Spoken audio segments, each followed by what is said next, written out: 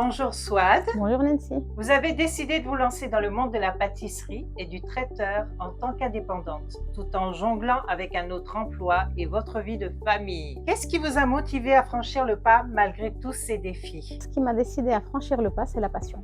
Je suis une passionnée de cuisine, de pâtisserie et je voulais réaliser mon rêve de faire ce que j'aime. Comment parvenez-vous à équilibrer vos responsabilités de maman, votre travail à côté et le développement de votre entreprise? C'est beaucoup d'organisation, un petit peu de sacrifice et j'ai aussi l'aide de mon mari et de ma famille. Auriez-vous un conseil à donner à celles qui hésitent à se lancer par manque de temps? Il ne faut pas attendre d'avoir le temps, il faut se lancer et on fait son temps. Vous avez appris la pâtisserie en grande partie par vous-même. Comment avez-vous réussi à surmonter les doutes ou ces moments où vous avez eu l'impression que c'était trop?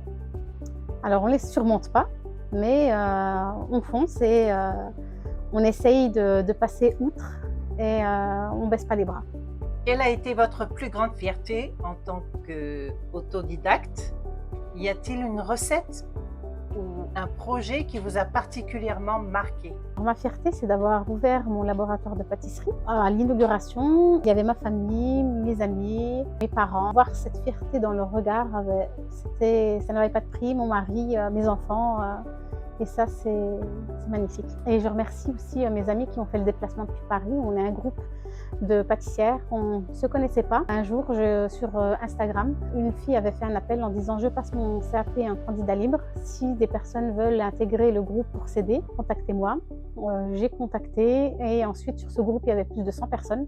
Et au fur et à mesure, le groupe est devenu plus petit. Là, on doit être une dizaine. On s'est toujours aidés, on se faisait réviser les unes les autres. Et je pense que c'est aussi grâce à ça qu'on ne baisse pas les bras. Quand il y en avait une qui avait un coup de mou, parce qu'on est toutes mamans, on se motivait les unes les autres. Je me rappelle, il y en a même une qui avait déchiré sa convocation au CAP parce qu'elle n'en pouvait plus. Et on lui a dit, c'est hors de question que tu abandonnes. Si tu abandonnes, on abandonne toutes. Et grâce à ce groupe, on a toutes fait ce qu'on aimait. Et on a toutes eu le CAP aussi. Quel a été le plus grand défi que vous avez rencontré en tant que femme entrepreneur et comment avez-vous réussi à le surmonter?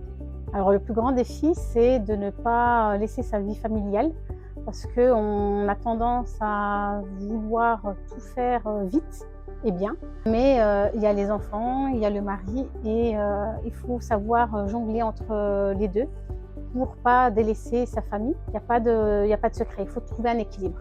Vous proposez également des cours de pâtisserie pour les enfants et les adultes. Pourquoi était-il si important pour vous de transmettre votre savoir-faire? En tant qu'ancienne assistante maternelle, j'ai toujours aimé les enfants. J'avais cette passion aussi que j'ai toujours de cuisine, pâtisserie. Grâce à mon projet, j'ai réussi à faire les deux, cuisiner et transmettre aux enfants. Donc pour moi, c'est un tout. Soit vous venez de lancer un salon de thé éphémère. Pourriez-vous partager avec nous cette nouvelle aventure? Quel rêve se cache derrière votre projet? C'est un rêve que j'ai eu depuis toujours toute petite, quand on joue à la dinette, le salon thé. Et c'est un rêve qui est devenu réalité au fur et à mesure du temps. Normalement, c'était un salon thé avant le laboratoire, mais les extérieurs, ça a mis plus de temps dans les travaux. Donc du coup, on a privilégié le laboratoire pour pouvoir faire le reste après. Et c'est un salon thé éphémère, parce que comme c'est en extérieur, ça dépend du temps. Il faut qu'il fasse beau. C'est un salon qui peut être privatisé par des entreprises ou des particuliers pour enterrement de vie de jeune fille, pour anniversaire. Et j'aime voir les gens heureux. J'ai l'impression de contribuer aussi à ce moment de joie. Comment envisagez-vous l'avenir de votre entreprise? Avez-vous un nouveau service ou une collaboration en tête? J'espère que ça va bien fonctionner et que j'arriverai à gérer et le salon thé et le laboratoire. Et pourquoi pas embaucher quelqu'un pour avoir de l'aide.